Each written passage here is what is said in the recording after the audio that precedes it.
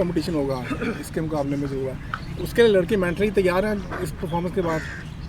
देखिए, मैसेज बड़ा क्लियर है मैनेजमेंट की साइड से कि we want to play fearless cricket and intent के साथ हमें ये क्रिकेट खेलनी है। मैसेज उनको क्लियर है कि अगर जो हम लोग 20 ओवर में 100 रन्स करते थे पहले, तो हम वो 20 ओवर 100 करना है तो हम वो 10, 12, 13 ओवरों में अचीव करें, क्योंकि आजकल की क्रिकेट में जब तक आप 160, 170 रन नहीं करेंगे तब तक आप मैच नहीं जीत सकते। तो I think the message is very clear to them. और हम लोगों ने ऐसी सिचुएशंस आई हैं जहाँ पे हम लोगों की विकेटें गिरी हैं, लेकिन उसके बाद हमने उनको जो है रन्स करने में कामयाब हो गए। So again the message will be same, fearless cricket, intentful cricket, be aggressive and just go for the aggressive cricket. देखिए लोअर ऑर्डर से फातिमा सना के रन बहुत ज़्यादा सेव करते हैं, तो मिडिल ऑर्डर के लिए क्या इस बार कुछ प्लानिंग वगैरह वर्ल्ड कप के वाले से सीरीज? देखिए, मिडिल ऑर्डर में अगर आप देखें तो हमारे पास अभी आयशा आई हैं, वो बहुत अच्छा खेली हैं। इसके बाद हमने ईमान फातिमा को खिलाया एक मैच, उन्होंने अच्छा खेला है। आलिया अच्छा खेल रही हैं, साथ फातिमा। देखिए, वर्ल्ड कप या कोई भी मैच हो, अगर आपको जीतना है तो उसमें आपके कम से कम 3 से 4 प्लेयर अगर परफॉर्म कर रहे होंगे तो चीज़ें आपके लिए ज़्यादा आसान हो जाएंगी।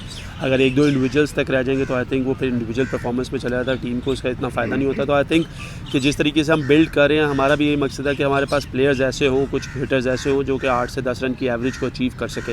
सो अगर हमारा मिडिल फेस थोड़ा सा चला भी जाता है जिसमें हमें रन नहीं मिलते, तो हमारे पास जो आखिरी 4-5 ओवर हैं उसमें हमारे पास ऐसे बैट्समैन होने चाहिए ताकि हम फुल आउट जो है वो अटैक कर सकें। जिसको बोलेंगे वो जिता सकती है किसी भी पोजीशन। देखिए, ट्रम्प कार्ड मेरे लिए तो सारी लड़कियां ही हैं, क्योंकि एक्सपेक्टेशंस जो है वो सबसे ही होती है जो टीम का हिस्सा होते हैं। और आई थिंक इनमें कैपेबिलिटी है, कैपेसिटी है, स्किल्स हैं और इन्हीं लड़कियों ने करके दिखाया है। So you know we believe कि हर एक में वो टैलेंट है, हर एक में वो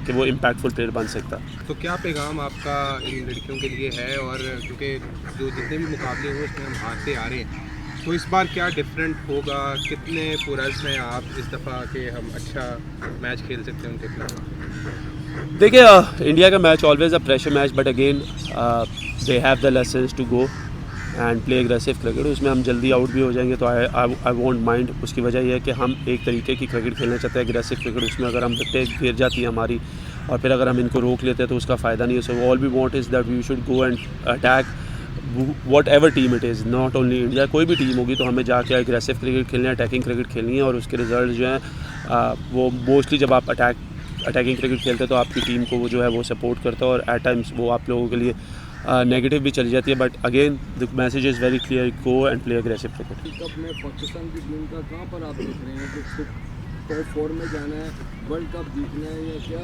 आपके जेन में क्या है कि मेंट और माइंड चल रहा है? सी देखिए, अगर मैं ऐसे सोचूं तो obviously want to win the world cup obviously, but अगर बीइंग रियलिस्टिक तो यू नो पाकिस्तान की इस टीम में ये एबिलिटी है कि they can qualify for the top 4 and then you never know that they can also win the finals and play the semi-finals. तो I believe कि कैपेबिलिटी, कैपेसिटी, स्किल सारा कुछ है, बस हम लोगों को उसको अलाइन करना, जो हमारे प्लान हैं उनको बेहतरीन तरीके से एग्जीक्यूट करना। सो you no results can be very positive for Pakistan cricket. वहाँ उसका असर वीमेंस पर भी पड़ता है कि हमारी मेंस टीम हार रही है, वीमेंस टीम? सी देखिए, जब कोई पाकिस्तान की कोई भी टीम हो, चाहे वो वुमेंस की हो, मेंस की हो, जब कोई हारती है तो तकलीफ तो होती है। सो यू नो वो इफेक्ट तो ऐसा चाहे डोंट थिंक इतना ज़्यादा करता होगा, लेकिन ये as a Pakistani it does affect कि आप मैच हार गए। भाई पिछली दफ़ा ओडीआई वर्ल्ड कप से पहले भी हमने देखा था कि हमने जो कमी वो फिलअप की गई है। सर देखिए, हम जब आए हैं तो हमारे पास सिर्फ 2 टूर्स थे जो हमें बताए गए थे। एक हमारे पास ये था साउथ अफ्रीका टूर जो हम करके आए हैं, उसके बाद Zimbabwe tour, going straight into the world cup with tri nation series. तो जो हमारे पास अवेलेबिलिटी थी उसके हिसाब से जो प्रेपरेशन मिली है, अच्छा था ये सीरीज़ हुई है, क्योंकि रन्स करने से देखिए कोई भी ये परफॉर्मेंस करने से लड़कियों को कॉन्फिडेंस तो आया और उनके जो स्किल्स लेवल्स हैं वो भी अगर आप देखें तो वो काफ़ी उस पर उन्होंने मेहनत की और अच्छे रहे हैं। सो आई थिंक ये अच्छी चीज़ है कि हमारे पास कुछ मैचेस होंगे वर्ल्ड कप में जाने से पहले, ताकि अगर हम वो जीतते हैं, और ये आयरलैंड की सीरीज़ भी मैं समझता हूँ बड़ी इंपॉर्टेंट है, क्योंकि अगर हम यहाँ पे जीतते हैं तो I think we can put a great show in the world cup. आप कुछ बड़ी अच्छी परफॉर्मेंसेस देती रही हैं, वर्ल्ड कप स्क्वाड में नहीं है, उसकी क्या वजह?